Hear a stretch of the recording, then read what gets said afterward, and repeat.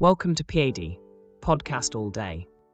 I'm David, and as always, I'm so happy to be here with you all. Today, we have an exciting and super useful topic that I think everyone can relate to. Imagine this. You walk into a room full of new people. Maybe it's a networking event, a party, or even your first day at a new job. Your heart starts racing, your mind goes blank, and suddenly, introducing yourself feels like the hardest thing in the world. Sound familiar? Yeah, we've all been there. But what if I told you that introducing yourself doesn't have to be awkward or stressful? In fact, it can be fun, easy, and even make people remember you in a positive way. In today's episode, we're diving deep into the art of self-introduction, how to keep it simple, natural, and engaging. We'll break down practical tips, share fun examples, and even challenge you to rethink how you introduce yourself in different situations. So, whether you're meeting new friends, making professional connections, or just want to make a great first impression, this episode is for you. Up next, you'll hear a real-life conversation between two people meeting for the first time. No awkward pauses, no overthinking, just a smooth, natural introduction. Let's listen in and see how they do it. Hey there. Mind if I join you? Of course. I'm Sophia. Nice to meet you. Nice to meet you too, Sophia. I'm Ethan. I just moved here a few months ago. Oh, really? Where are you from? I'm originally from Chicago, but now I live here in Seattle. I work as a software developer. How about you? I live in Seattle too. I work in marketing, mostly focusing on social media and branding. That sounds interesting. Do you enjoy it? Yeah, I really do. I love coming up with creative ideas and seeing how they connect with people. Plus, I get to work with some really cool brands. That's awesome. I've always been curious about marketing. I work in tech, but I know marketing plays a huge role in everything we do. Yeah, definitely. And software development is fascinating too. Do you specialize in anything? Yeah, I focus on web development, mainly front-end design. I love making websites look great and work smoothly. That's so cool. So, outside of work, what do you like to do for fun? Oh, I love hiking. Since moving here, I've been exploring different trails on the weekends. Last week, I went to Rattlesnake Ledge. The view was absolutely amazing. I love hiking too. Rattlesnake Ledge is beautiful. Have you tried Mount Si? Not yet, but I've heard great things about it. Is it a tough hike? It's a little challenging, but totally worth it. We should plan a hike sometime. That sounds great. How about you? Any hobbies or interests outside of work? Yeah, I love baking. Lately, I've been experimenting with making macarons. Macarons? Wow, that sounds impressive. I've always wanted to try baking, but I don't think I have the patience for it. Haha, it definitely takes patience, but it's so rewarding when they turn out right. Maybe I'll bring some next time. I'd love that.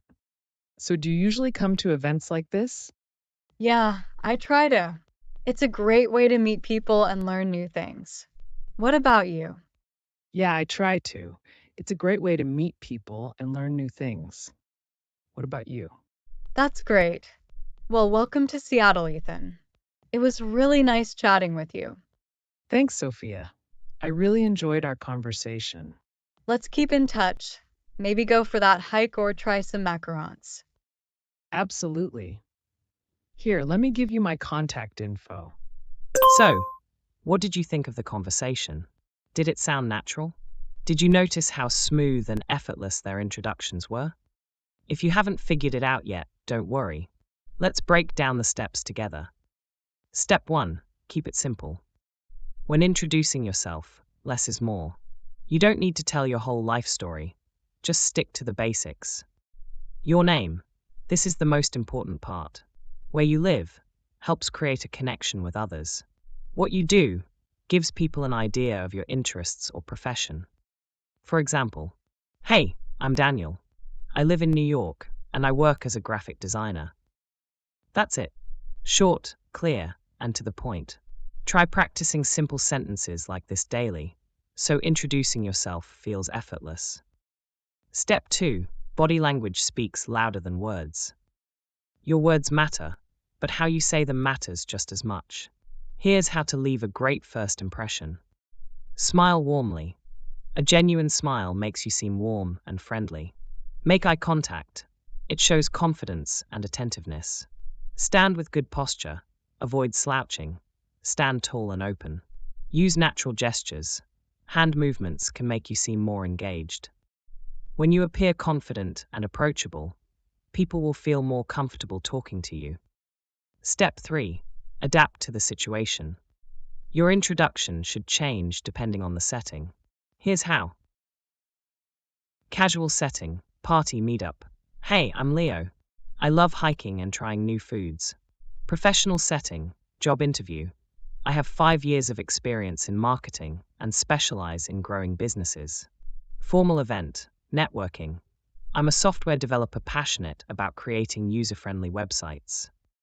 By adjusting your intro to fit the situation, you'll make a stronger and more relevant connection. Step 4. Be memorable. Add a fun fact. A fun fact makes you stand out and gives others something to remember you by. For example, I love baking and recently tried making macarons. Now, you're not just Leo, you're Leo, the macaron person. This encourages follow-up questions and deeper conversations. Step 5. Confidence is key. Speak clearly and at a steady pace. Avoid rushing or overthinking. A small pause is better than saying, or Practice makes perfect. The more you introduce yourself, the easier it gets. Final tip, keep the conversation going. A great introduction shouldn't be the end. It should be the beginning of a conversation. Ask a question like, what about you? What do you like to do for fun? This helps create a real connection and keeps things engaging. And that's a wrap on today's episode. Thanks for tuning in. Don't forget to subscribe and share with a friend. Until next time, stay confident, stay curious. Hi everyone, welcome to PAD Podcast All Day.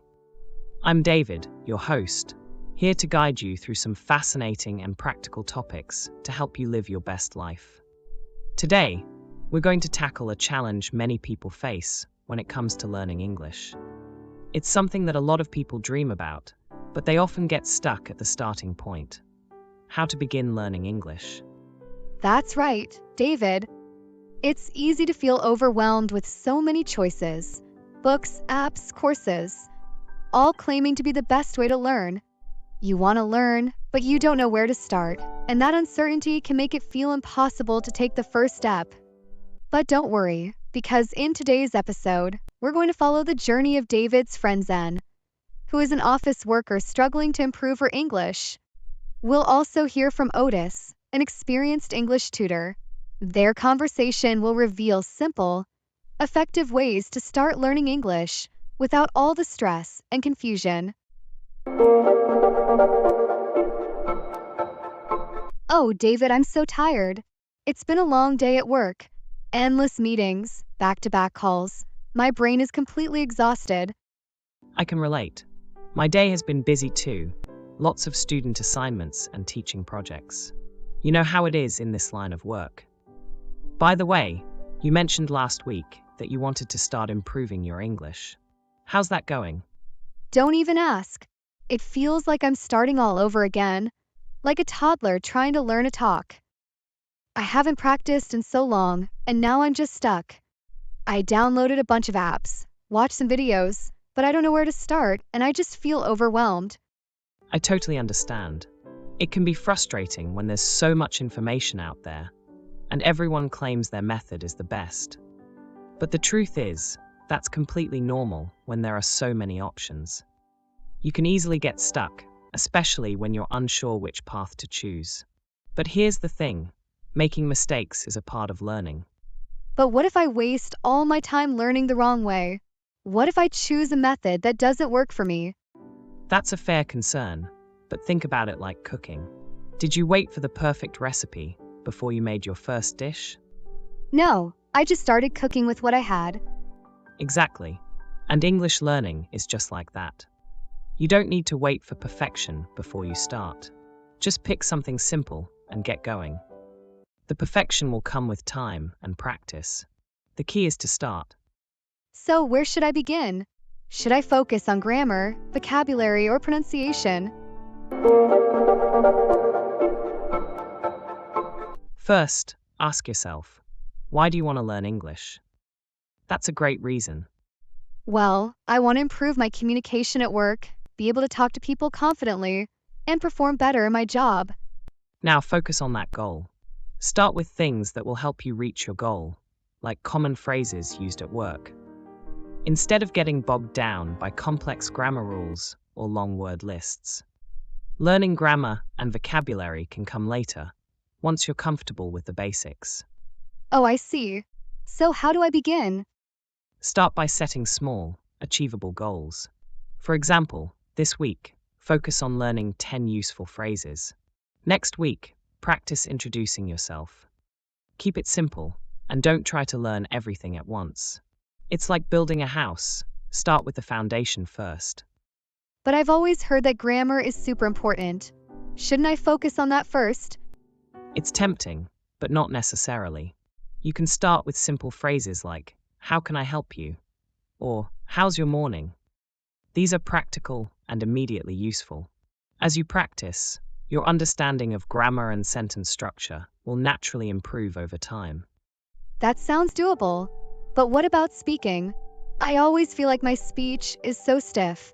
My tongue doesn't feel smooth when I speak English. Speaking is definitely tough, but you're not alone.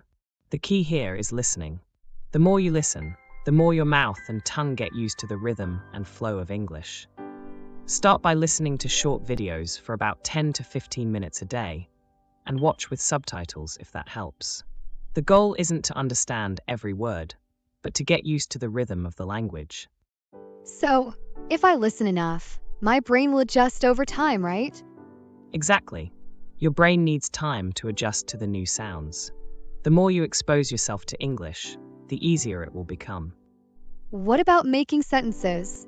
I know a few words here and there, but I can't seem to put them together in a sentence. That's a common struggle. Here's the thing. Learning individual words is important, but it's not enough to build fluency. Instead of just learning single words, try learning phrases like, "Can I borrow a pen?" or "Where is the nearest cafe?" These full sentences are much easier to remember and will help you sound more natural when speaking. That makes sense. So, I should focus on phrases that I can actually use right away. Exactly. It's about practicality. The more phrases you learn that you can immediately apply in real-life situations, the faster you'll improve. I get it now. But what about motivation? I've started and stopped so many times. Sometimes I just lose the drive to keep going. That's a real challenge. It's easy to burn out if you're trying to do too much at once. The key is consistency. Break your learning into small, manageable habits. For example, learn 3 new words in the morning. Then, in the afternoon, listen to a short conversation in English. Finally, at the end of the day, try to use those new words and phrases. Little habits like this add up and help keep you motivated. That sounds much easier to handle. I think I can do that. One more tip. Studying alone can get boring. Do you agree? Absolutely. I try to study, but without someone to practice with, it gets lonely. And the people in my workplace are always busy with their own work. I get that. Don't try to go it alone. Join an online group or find a language partner to practice with. Speaking with others makes the learning process so much more enjoyable and effective. Even if they're not native speakers, practicing with a partner can really boost your confidence and improve your fluency. What if they don't want to learn with me? I mean, what if they're not interested in practicing English? Don't worry about age or skill level. In language learning, everyone is a friend. Whether they're young or old, It's all about practicing and learning together. You'll find people who are willing to help you and who want to practice with you. That's a great point.